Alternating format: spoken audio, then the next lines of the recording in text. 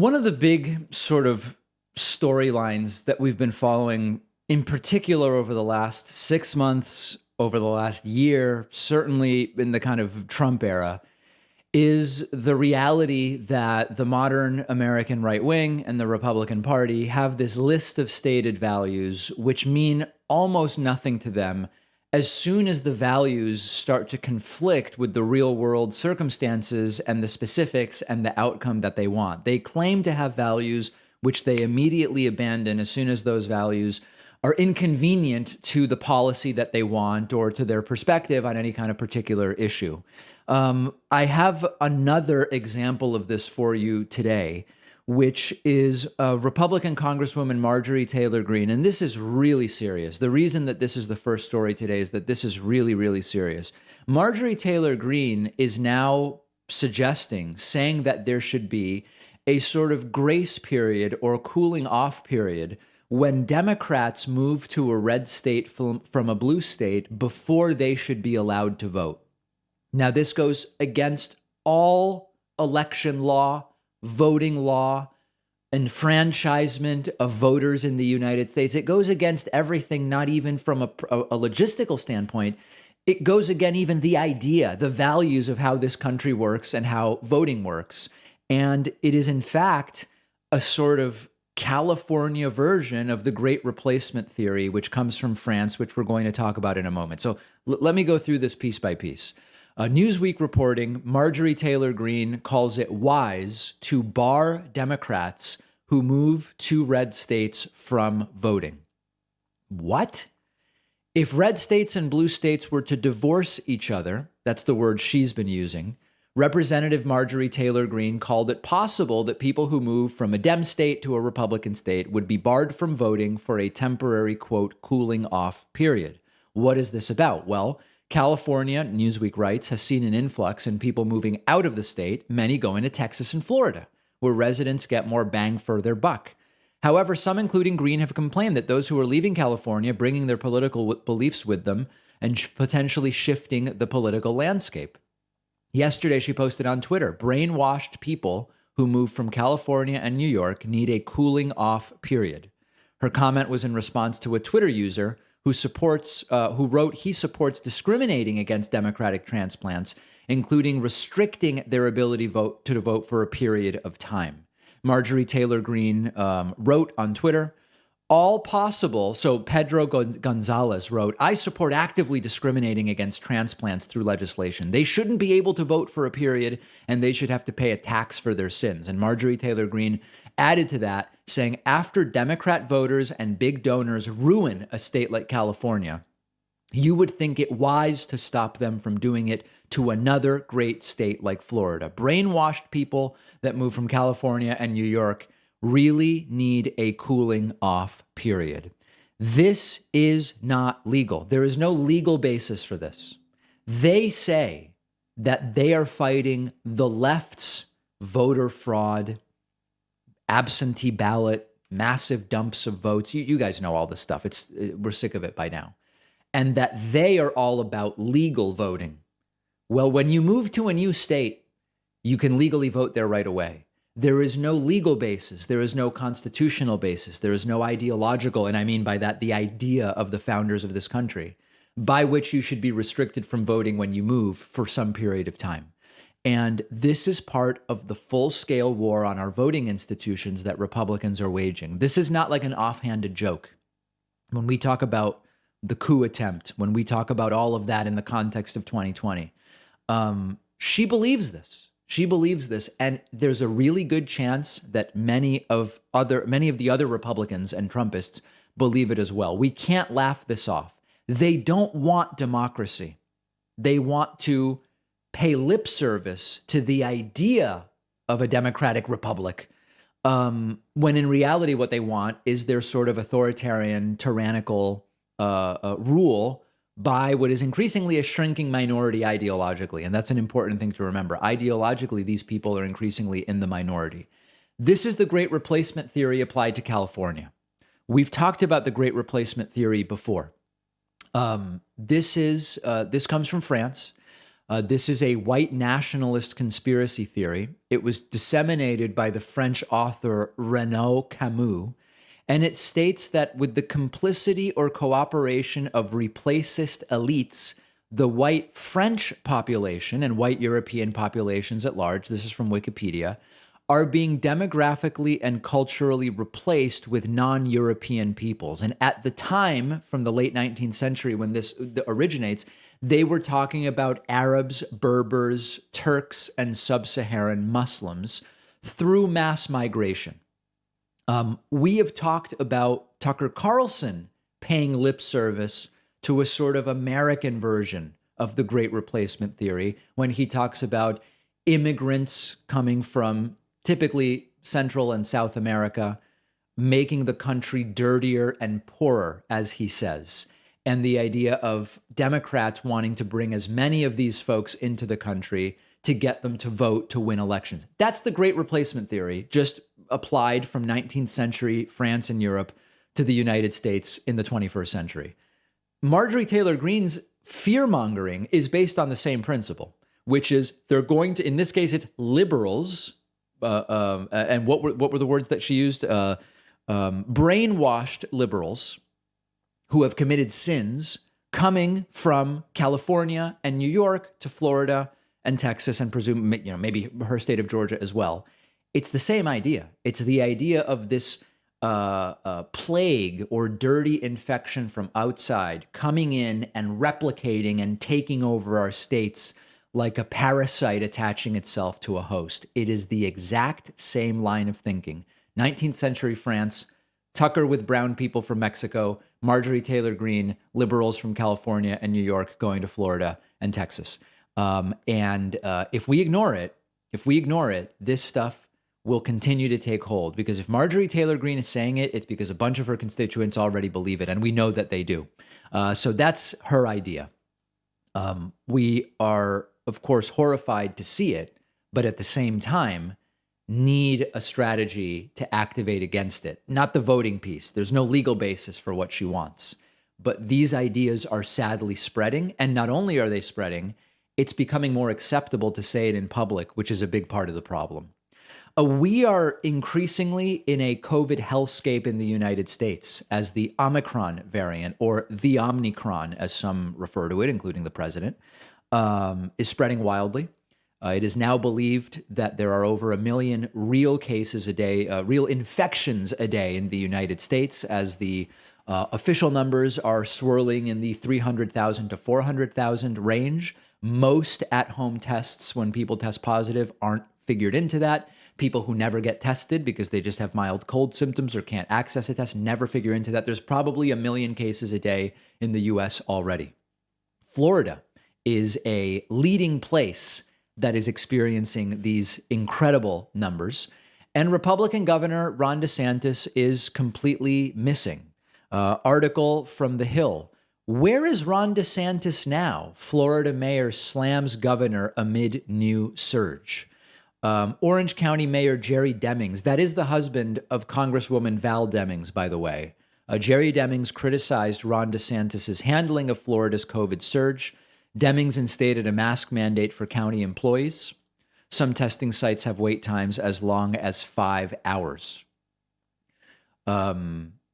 We have not received any assistance from the state of Florida at our testing sites. Where is DeSantis? DeSantis has been largely absent.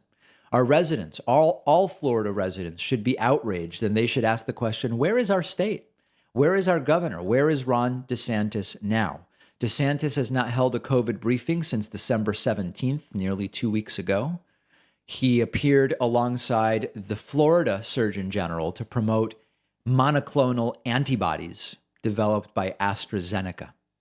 A spokesperson for the Florida Department of Health told the Orlando Sentinel Wednesday, Florida's containment efforts have shifted from an earlier statewide undertaking to a number of locally led endeavors, basically saying, we're not really involved anymore. And we are really seeing a lot of passing the buck here. I already have been critical of Joe Biden after running on I Will Fix COVID, saying there's no federal solution for COVID. It's got to be run by the state. In the state of Florida, the governor's office is now saying there's no state solution here. It's got to be run at the municipality level.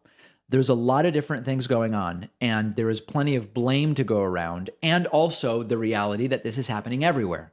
I'm not looking to uniquely place blame on individuals for something that is a global phenomenon. Omicron is so contagious. Increasingly, people saying, I don't do anything. I went to the grocery store 15 minutes and wore a mask, and I ended up with the disease. It is so contagious that to some degree, no one's going to really contain it, but we've got to be able to do testing. We've got all these things that are going wrong. Jerry Demings is saying, where is DeSantis? He's just completely missing. Let's take a look at a clip of that. Our residents, all Florida residents, should be outraged, and they should ask the question, now, where is our state? Where is our governor? Where is Ron DeSantis now? When was the last time you saw the governor do a press briefing regarding COVID-19? When was the last time Florida man held a press conference on COVID? Now, according to the Orlando Sentinel, it was on December 17th, which is almost 2 weeks ago. And in those 2 weeks, the state of Florida has seen an increase in COVID cases of more than 1,000%. In fact, the state just reported a record-breaking number of new cases today, the most since the pandemic began. Now, of course, this comes after Florida man implemented oppressive restrictions on private businesses back in November, preventing them from being able to require vaccinations and also prohibiting mask requirements in schools. So the numbers in Florida are truly incredible. If you're looking on your screen, if rather than just listening today, this is not a glitch. This very thin line for yesterday, which says 46, nearly 47,000 cases in Florida in a single day, that is correct. Now, of course, putting politics aside, the hope is that the continued lower hospitalization rate of Omicron will mean that not nearly as many cases are going to turn into deaths. Unfortunately, if you look at Florida's death numbers, it looks like there are almost literally no deaths taking place. We know that's not true, and that's because of how Florida reports deaths. They report them on a major delay, so it always looks like there's been almost no deaths recently. So we don't really know in Florida to what degree cases are turning into deaths because the reporting is, number one, delayed, and number two, potentially incomplete.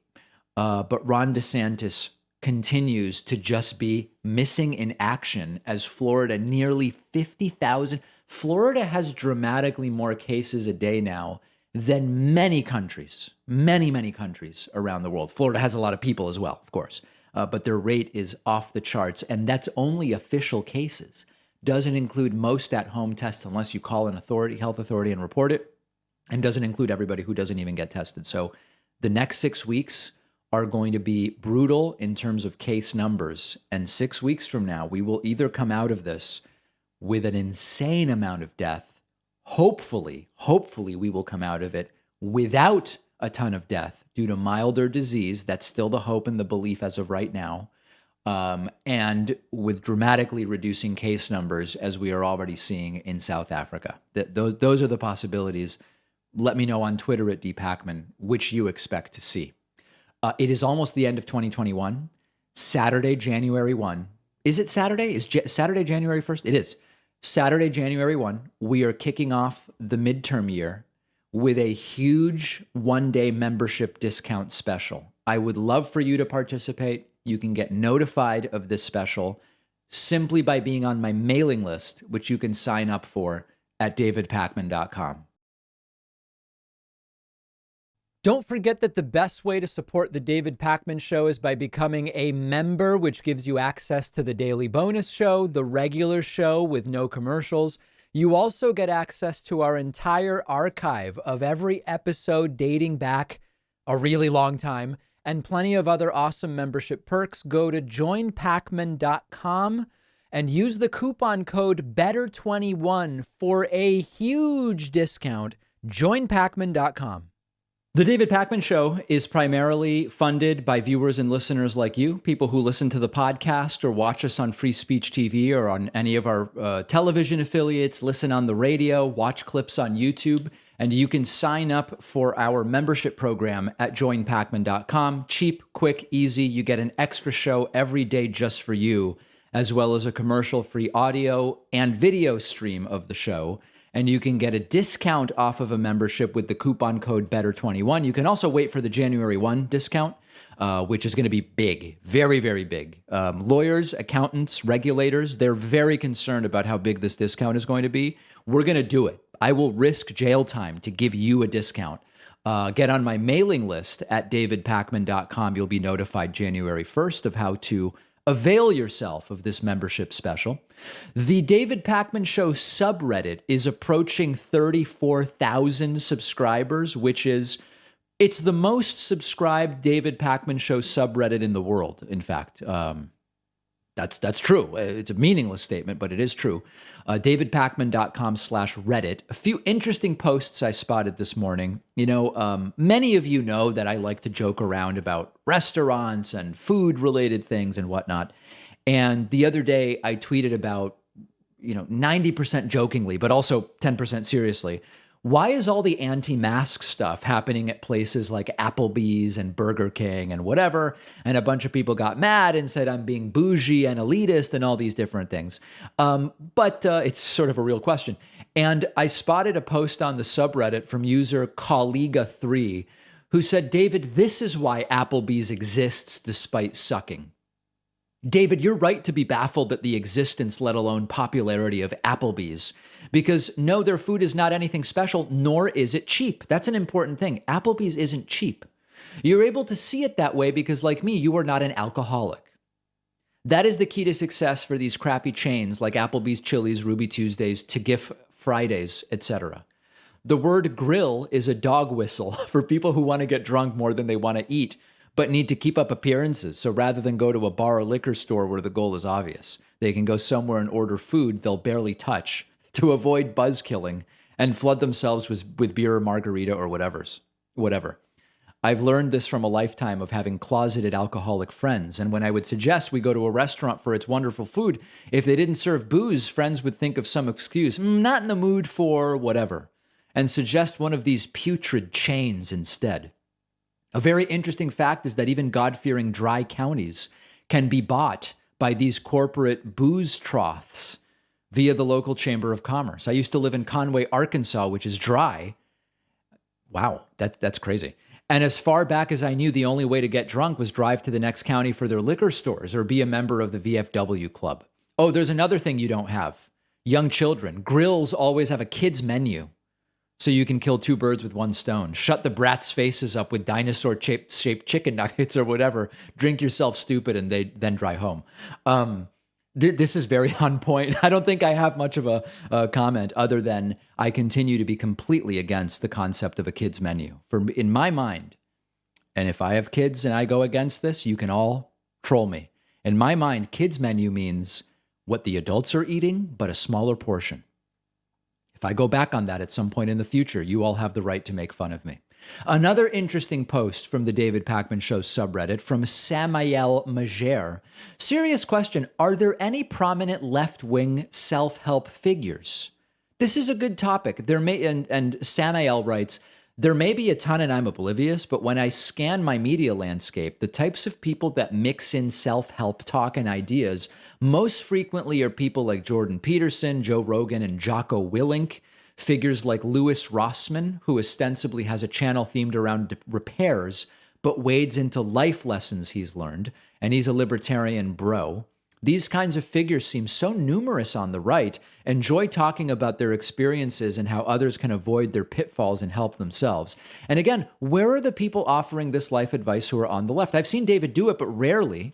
Seems more of a sense and focus on systems and less of a focus on the individual. I know that's a basic difference between left and right frames. The most left-wing person I'm aware of that goes into experiences and lessons is ironically Destiny. Yeah, so I have a couple thoughts on this. First of all, Is Deepak Chopra left-wing? Like, I think Deepak Chopra is a total pseudoscience charlatan, 1,000%. But is he sort of considered left-wing? He's like in the woo-woo left, but that's just one thought I have. But I think that what may be at play here is it's less about, so one aspect is the concept of self-help is based around the individual rather than systems. It's how do you act to help yourself. If self-help were to be about changing systems, it's less about self because it's not about what one individual can really do. So by its nature, self-help is going to be based around what can you do for yourself, either in actions or in reorienting your thinking about things. But there's another aspect, I think, that skews the self-help world outside of the woo-woo away from the left, which is leftists, I believe, are less interested in the idea of here is a person who has the answers. There's an aspect of when we look at, I've talked about left-wing cults of personality a little bit, like there has been a cult of personality to some degree around Bernie. That doesn't mean every Bernie supporter is part of the cult, understand. There was certainly a cult of personality around Andrew Yang, Tulsi, although I don't think she's really on the left. There was a very big cult of personality around her. But for the most part, if your idea is this one person has the answers, that's the right-wing idea. The Trump literally said it, only I can fix it, and his followers fell for it. People like, Tony Robbins, who my understanding is certainly skews right, or Jordan Peterson or all these others. Part of it is you have to believe that one person has the solutions and the answers. And that is an idea, in my experience, that appeals more to the right than the left. So I think that that's a part of it as well. One last post I spotted, Daz Werver wants to get the OG David Pakman theme music back on the show. Here's the problem. I don't know which is the OG theme music. So I will consider changing the theme music, but you've got to email me with a link to the theme music you're talking about. And I, in all seriousness, I will consider it, but you've got to let me know which theme music you're referring to. Join the discussion on Reddit at davidpakman.com/Reddit. All right. This next clip, I admit to you 110% is disaster porn. Mike Lindell, the CEO of MyPillow, the CEO of MyPillow, who I sometimes refer to as Mike Pillow, he is back on the Steve Bannon show on Real America's Voice, War Room. It's a very long name. And he has a new blockbuster lawsuit with evidence to get Donald Trump reinstated. Bannon asks him, when is it going to court? And Pillow says it's going to court in 2 weeks. We're going to do, since it's the end of the year, we're going to take a tour through 2021 with Pillow, all of the different times that he said he has all of these blockbuster lawsuits and things. So this is the new one. He has another deadline, and it's coming up very soon. It's like throwing a gun in a river where you killed someone. You can't throw away the evidence. Yep. So that's what they've tried to do, but this will do. They should drop all the cases. Let's go to commercial break. Just when's this filing going to take place? It should be within the next 2 weeks. We've got it all ready to go. We've just got to get it filed in D.C. with the judge.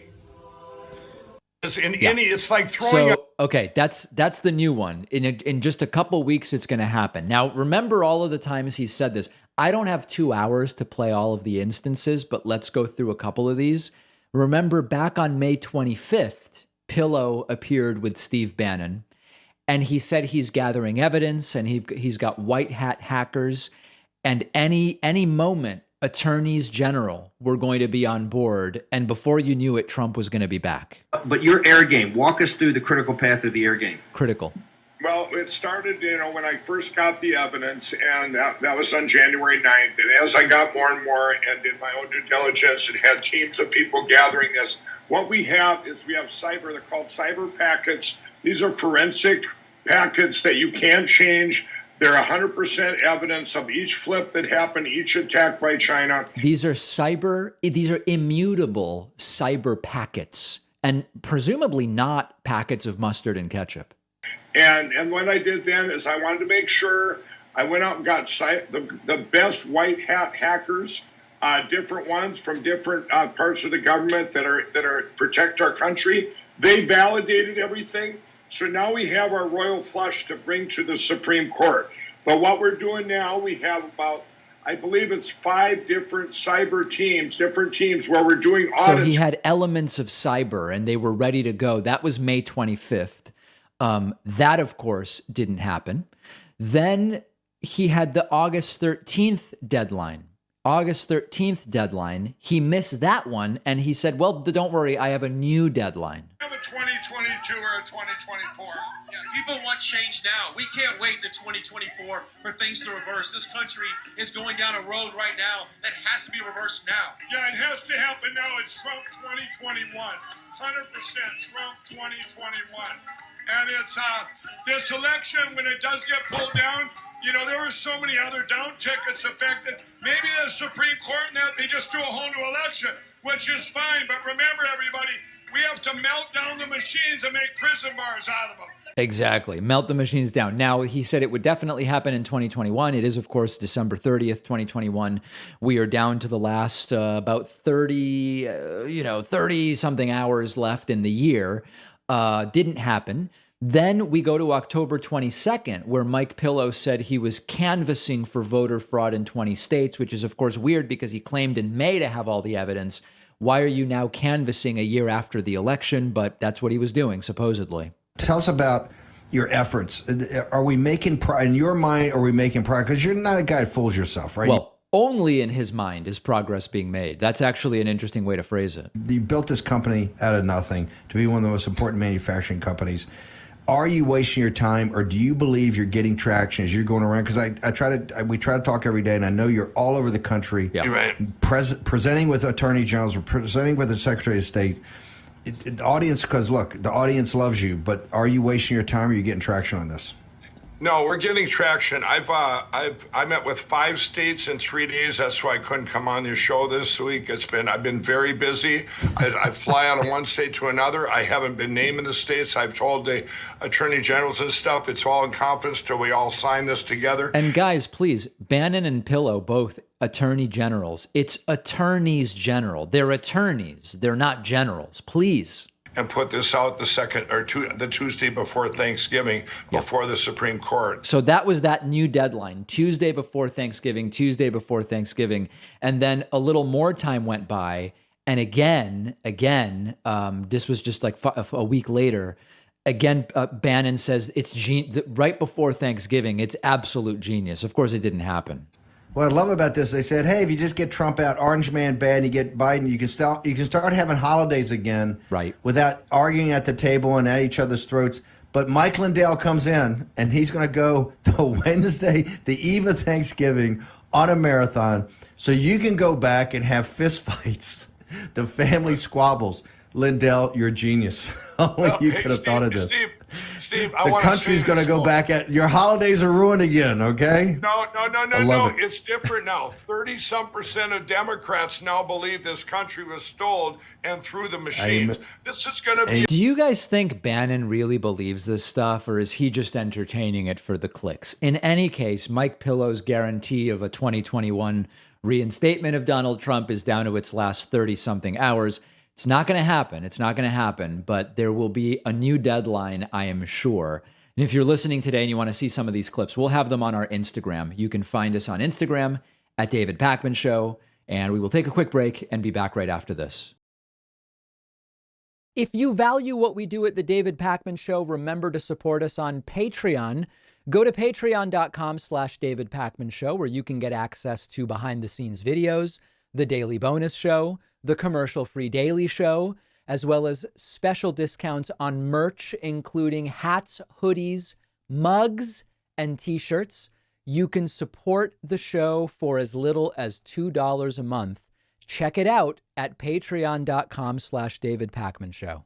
I was actually surprised how many of you wrote to me about this story in the few hours before we started producing today's show. And I want to talk about it because what's at issue is something actually kind of subtle. The headlines are Trump accuses the January 6th committee of seeking evidence of criminal activity. And a lot of you wrote to me and said, that, how is that an accusation? That's obviously the point. That's what the January 6th panel is supposed to be doing. But what's at issue here is that it is not actually the job of Congress to seek information about crimes. If they find information about crimes in doing their investigation, they should and can turn it over to the Department of Justice. But Trump's allegation is that that is actually the prime motive for what they are doing. So there's an Axios article that sort of explains this.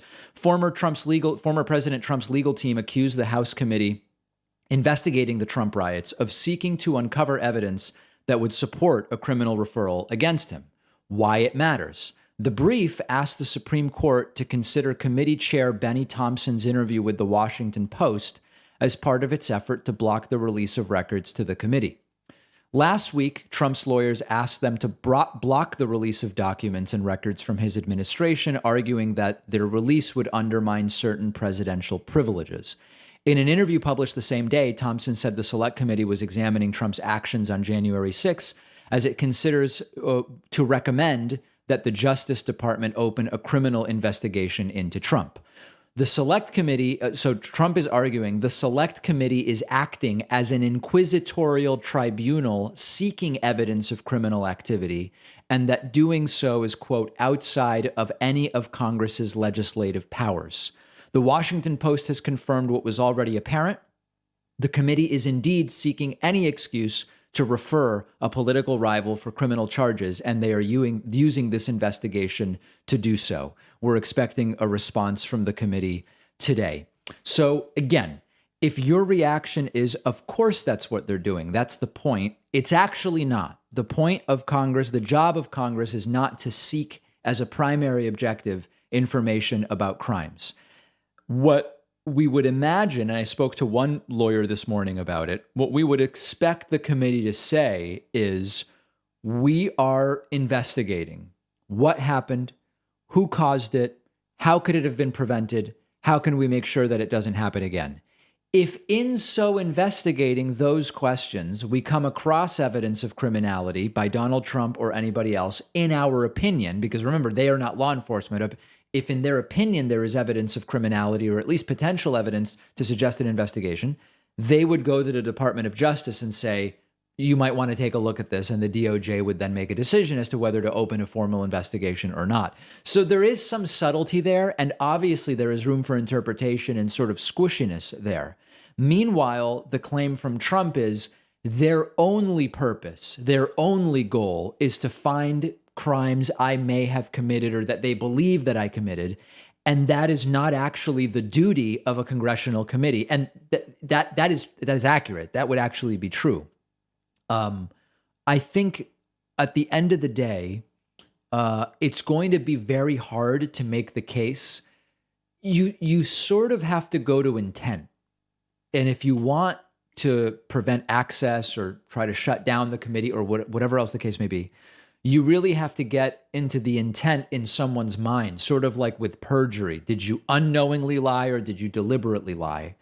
And it's going to be very difficult, from what I'm reading, to successfully argue that the sole purpose or the primary purpose or the true purpose of the committee is to find evidence of Trump's criminality. And I think if you look at the genesis of the committee in and of itself, it's pretty clear that while it may be a bonus, it may be a tertiary or subsequent priority to know whether Donald Trump committed crimes, you're not going to be able to prove that that's really the point of the investigation. It's also relevant to say that in an abstract sense, it is not the legislature's function to investigate crimes, but the legislature has a clear function in creating law.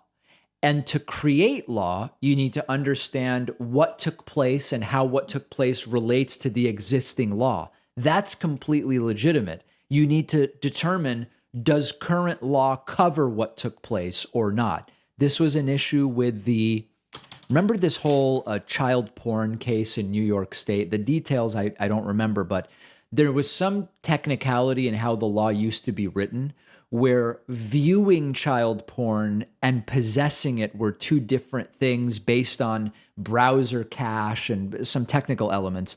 And after someone was acquitted or charges were dropped on that technicality, I think it was the New York legislature said, we've got to rewrite how we define possession of child porn.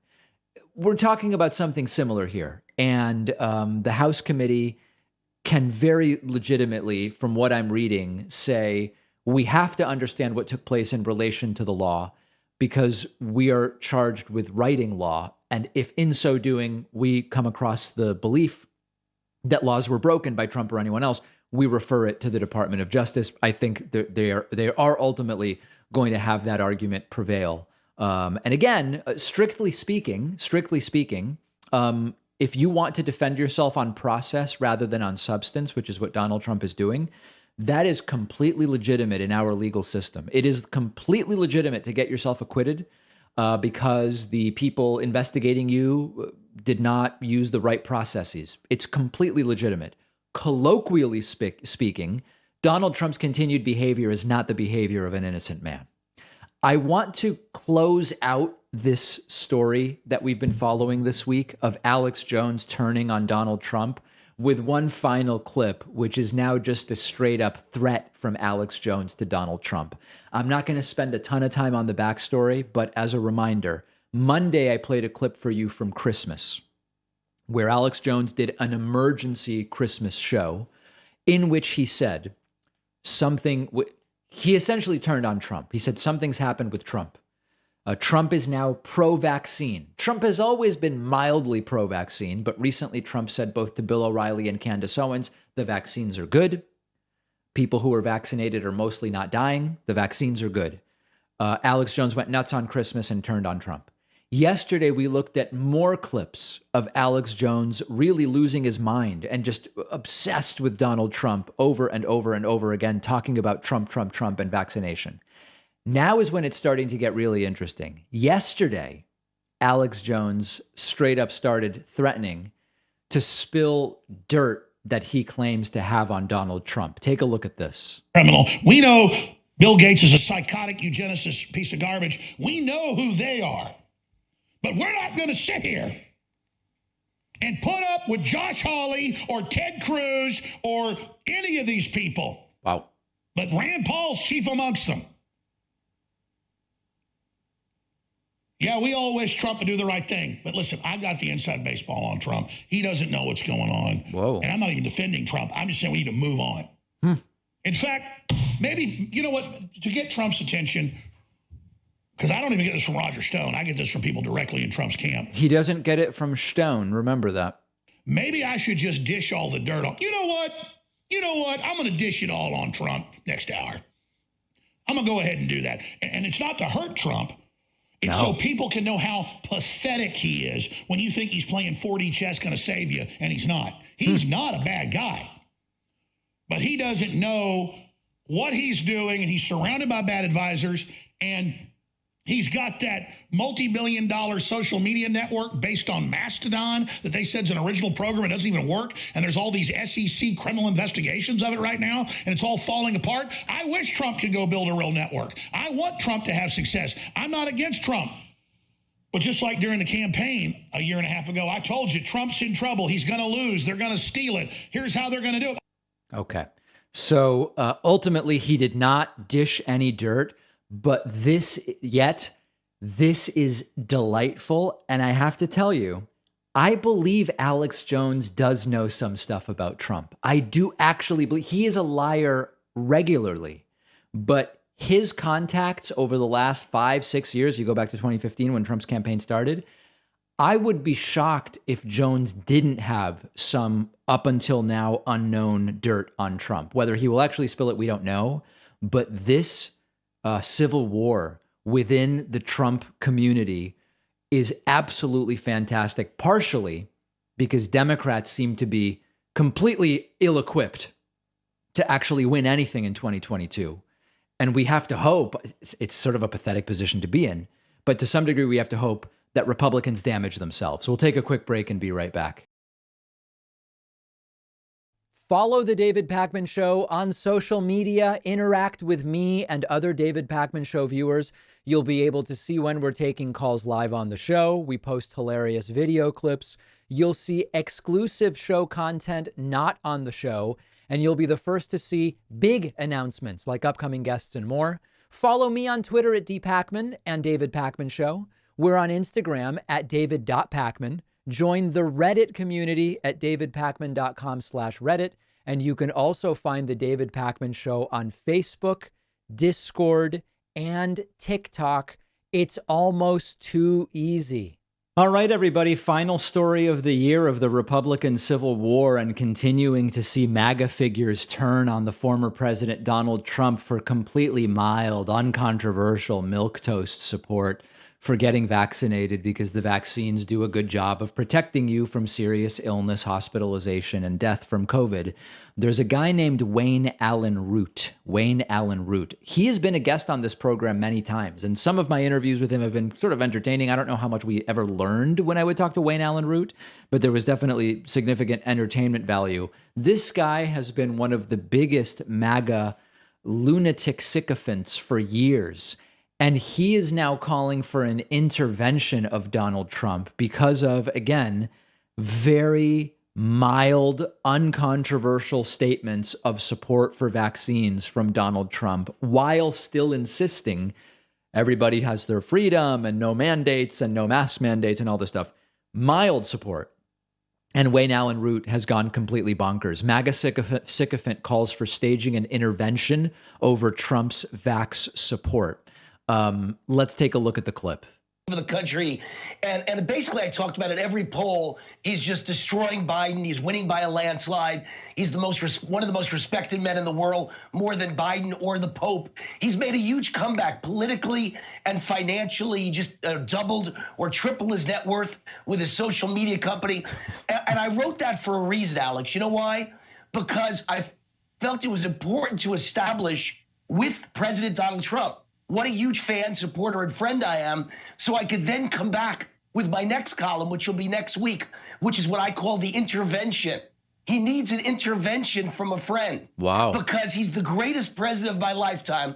I love him. I will always love him. I mean, I think he was the greatest president since George Washington until he did this. Fabulous. And I love the guy. I just got married last month. I'm a newlywed. He sent a letter to be read at the wedding. Wow. I'm going on my honeymoon to Mar-a-Lago in March. I've already booked the honeymoon to Mar-a-Lago in the suite right next to President and Mrs. Trump. So I'm a friend. I love the guy. And he's been right on everything except this issue. He's so horribly wrong on this issue. And the best way to put it, ironically, is he's dead wrong, because people are dying left and right. In just the last few days, a 58-year-old Hollywood director, super fit, super healthy, wiry thin. The guy looked fantastic, drops dead of a heart attack.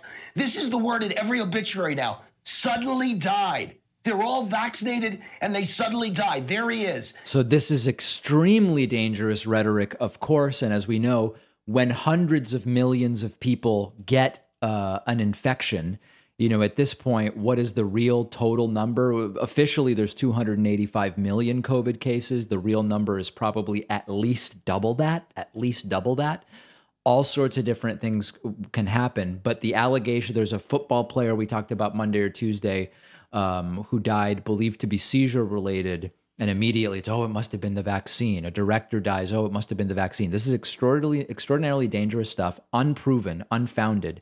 But most importantly, they're losing it on Trump for something so minor. These are the things that have triggered people like Alex Jones and Wayne Allen Root and others.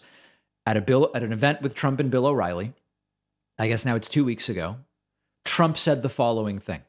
But look, we did something that was historic.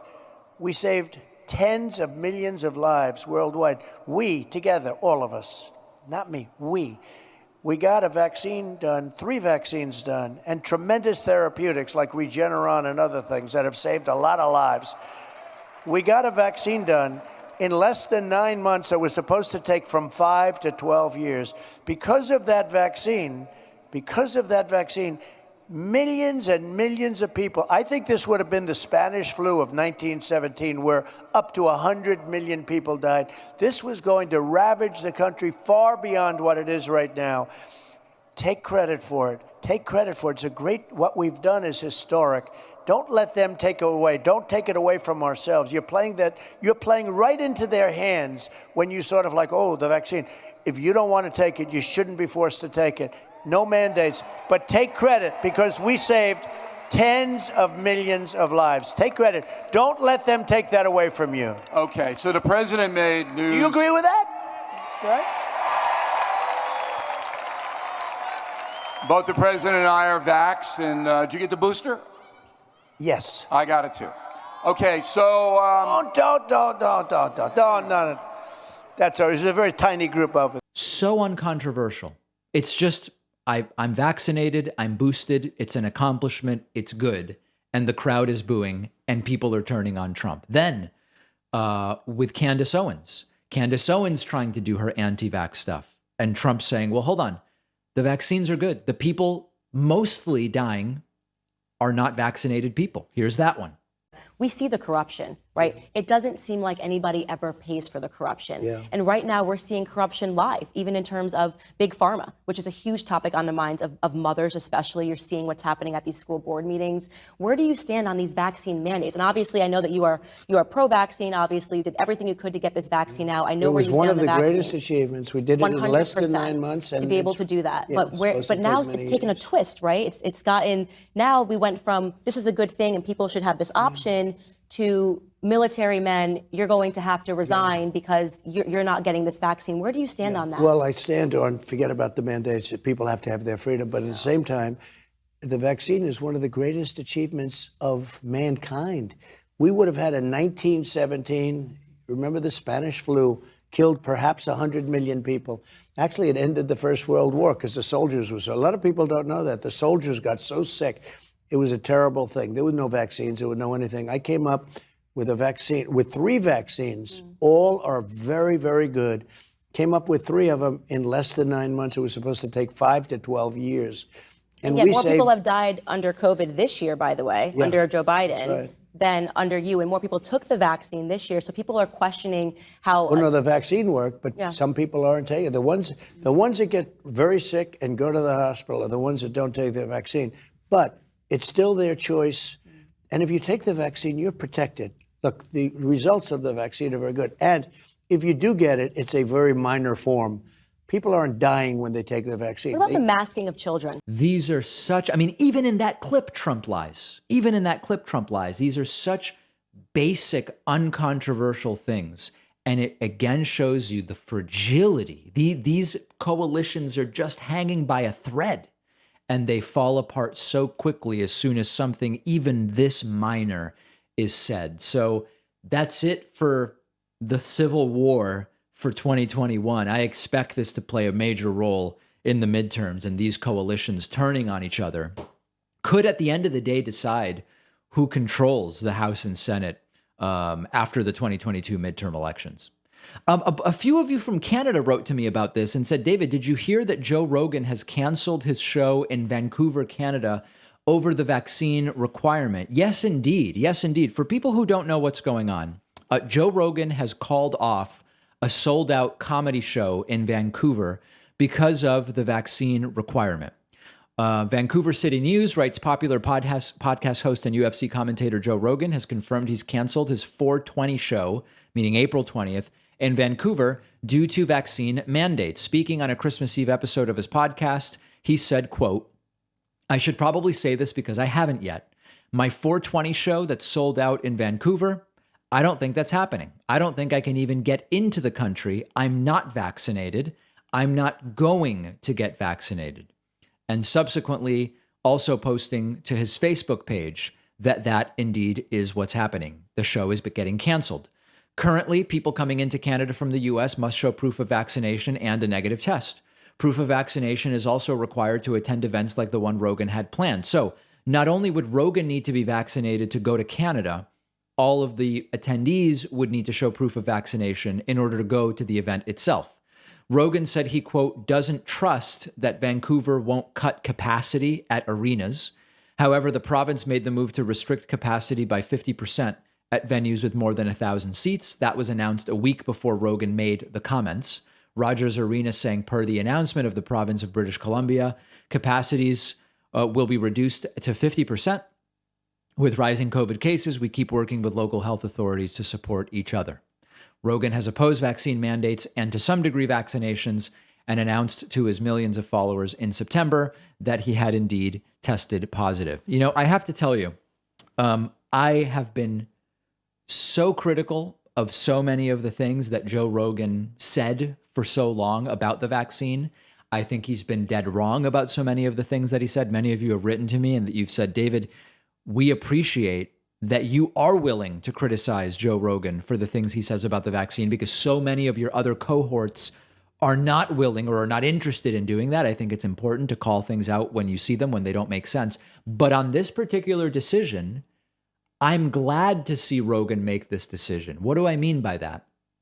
It would actually be glaring hypocrisy, presumably based on lining his pockets, if he said these things on the podcast for a year or more and then went and said, oh yeah, you got to be vaccinated to come to my show. And now I'm going to get vaccinated only to be able to do the show and make money. Like, in other words, there's so much criticism that I've made about Joe Rogan. It is logical to me, and it suggests that at least it's not a grift what he's saying. He's misinformed. He's been empirically wrong about many of the things that he said. He's brought on various guests who also say things that are completely wrong. But he genuinely seems to believe it and is not abandoning it in order to just do the show and make the money. To some degree, I'm glad to see that rather than him reversing simply in order to be able to do the show and make the money. Now, it's reported that the show is canceled, but is also rescheduled for like almost a year from now. So whether we call it a postponement or a cancellation, it's not clear that you're no longer going to need to be vaccinated in a year to get into Canada. So that remains to be seen. But to some degree, at least he is sticking by what he claims to say. And if nothing else, it means he really believes it. He's wrong. He's wrong. But at least he seems to really believe it and not be doing it for the clicks, which I did not suspect. I suspected all along that as wrong as I believe Joe Rogan is on this stuff, these really are his beliefs. We have a voicemail number. That number is 219-2-DAVID-P. Speaking of Joe Rogan, this is a voicemail that brings up a really important issue, which we've not talked about too much. Take a listen. Hi, David. I was just watching one of your clips about Joe Rogan talking about the monoclonal antibodies. I just wonder why no one is actually talking about the listed possible side effects on Regeneron's website for the monoclonal antibodies. Everybody wants to talk about possible side effects for a vaccine, but nobody seems to want to talk about the possible side effects from the monoclonal antibodies. Maybe you should check that out. This is a very important point. So we've talked before, there's a group that is either against or skeptical of the vaccines, partially on the basis that we have this great treatment, monoclonal antibodies. That's once you get COVID.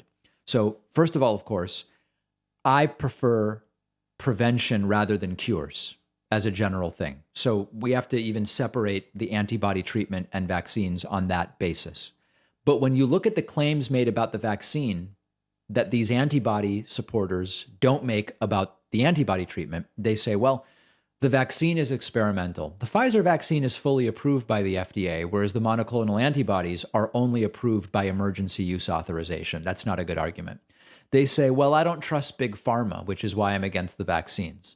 The antibody treatment is also made by big pharma, so that's not a good argument. They say, well, there's a financial incentive on the vaccination.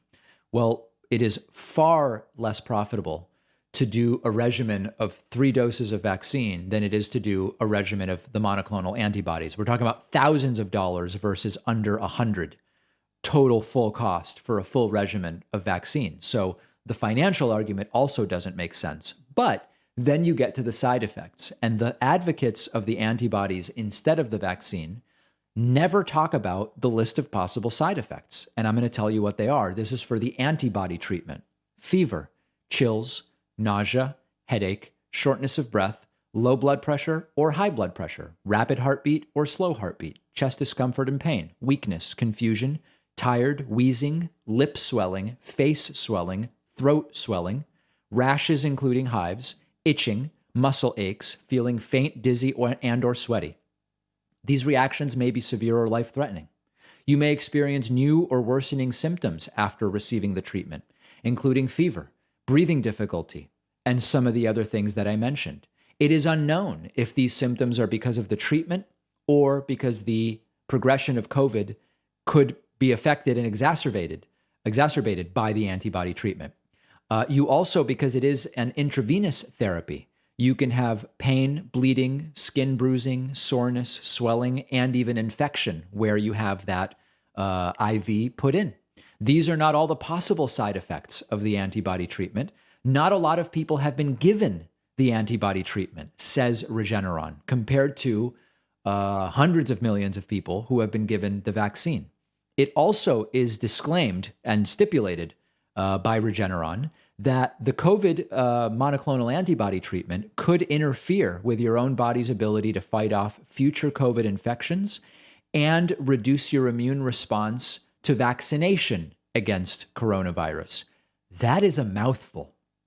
And all of these people saying, well, the vaccine's experimental, so are the antibodies, and no longer is the vaccine experimental, at least not the Pfizer. And I don't want those side effects from the vaccine. Look at the list of possible side effects from the monoclonal antibody treatment. I'm not against the treatment. When it is the appropriate treatment, it can be a really great thing. Works better than placebo. You've got to be sick, though. I would prefer not to get sick in the first place, but a very good voicemail and an important topic. And yet another thing to keep in mind about those advocating for the monoclonal antibodies instead of the vaccine when they are two completely different things. The antibodies are a tool if you get sick, but we have other tools to try to prevent us from getting sick in the first place. On the bonus show today, we will talk about the Ghislaine Maxwell guilty verdicts, 5 out of 6 charges. We will talk about states hoarding welfare funds even as the need for aid grows. And we are going to talk about the imminent increase of the California minimum wage to $15 per hour. All of those stories and more on today's bonus show. Sign up at joinpacman.com.